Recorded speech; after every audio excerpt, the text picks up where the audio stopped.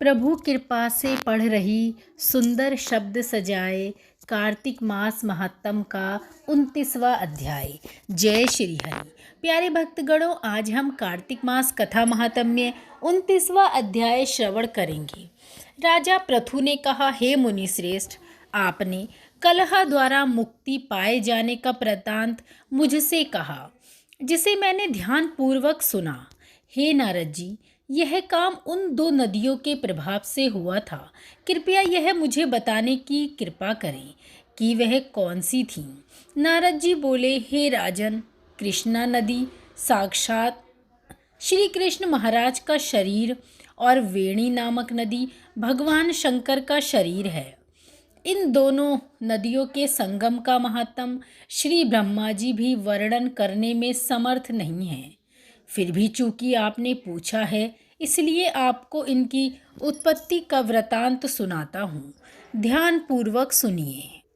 चाक्षसु मनवंतर के आरंभ में ब्रह्मा जी ने सहये पर्वत के शिखर पर यज्ञ करने का निश्चय किया। वह भगवान विष्णु, भगवान शंकर तथा समस्त देवताओं सहित यज्ञ की सामग्री लेकर उस पर्वत के शिखर पर गए। महर्षि भृगु आदि ऋषियों ने ब्रह्म मुहूर्त में उन्हें दीक्षा देने का विचार किया। तत्पश्चात भगवान विष्णु ने ब्रह्मा जी की भार्या त्वरा को बुलवाया। वह बड़ी धीमी गति से आ रही थीं। इसी बीच में भृगु जी ने भगवान विष्णु से पूछा, हे प्रभु, आपने त्वरा को शीघ्रता से बुलाया था, वह क्यों नहीं आई? ब्रह्म मुहूर्त निकल जाएगा। इस पर भगवान विष्णु बोले, यदि त्वरा यथा समय यहाँ नहीं आती हैं तो आप गायत्री को ही स्त्री मानकर दीक्षा विधान कर दीजिएगा।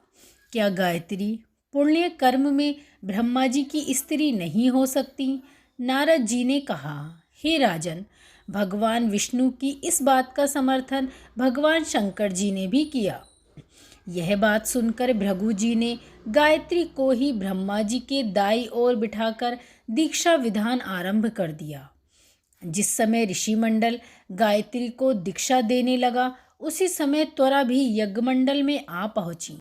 ब्रह्मा जी की दाईं ओर गायत्री को बैठा देखकर ईर्ष्या से कुपित होकर त्वरा बोली, जहाँ अपूज्यों की पूजा और पूज्यों की अप्रतिष्ठा होती है, वहाँ पर दुर्भिक्ष, मृत्यु तथा भय तीनों हुआ करते हैं।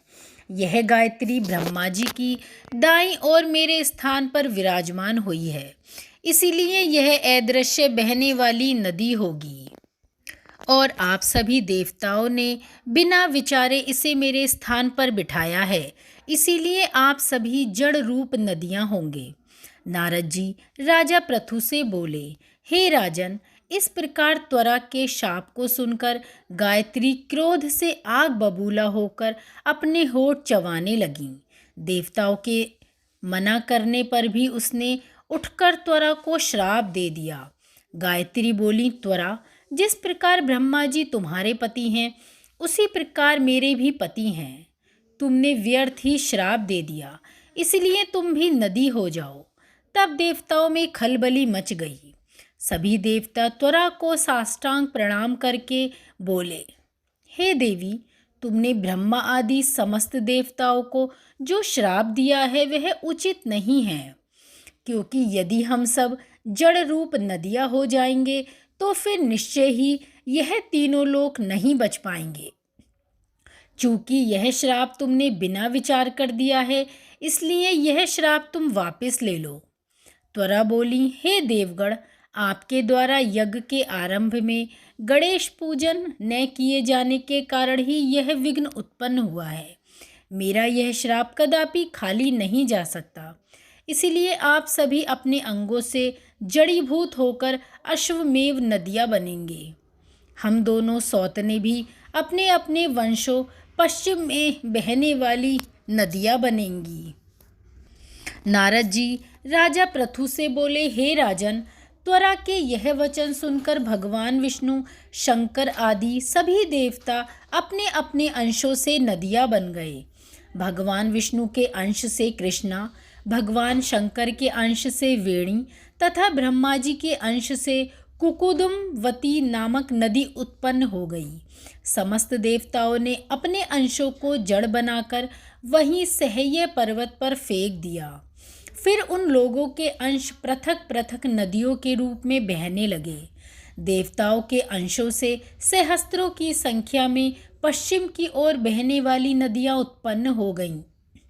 गायत्री और त्वरा दोनों पश्चिम की ओर बहने वाली नदियां होकर एक साथ बहने लगीं। उन दोनों का नाम सावित्री पड़ा। ब्रह्मा जी ने यज्ञ स्थान पर भगवान विष्णु तथा भगवान शंकर की स्थापना की। दोनों देवता महाबल तथा अतिबल के नाम से प्रसिद्ध हुए। हे राजन, कृष्णा और वेणी नदी की उत्पत्ति का यह वर्णन जो भी मनुष्य सुनेगा या सुनाएगा उसे नदियों के दर्शन और स्नान का फल प्राप्त होगा। तो आज हमने ये कथा महात्म्य में 29वां अध्याय श्रवण किया। आगे के और इससे पहले के सभी अध्याय सुनने के लिए जुड़े रहिए कहानी सुनो के साथ। धन्यवाद।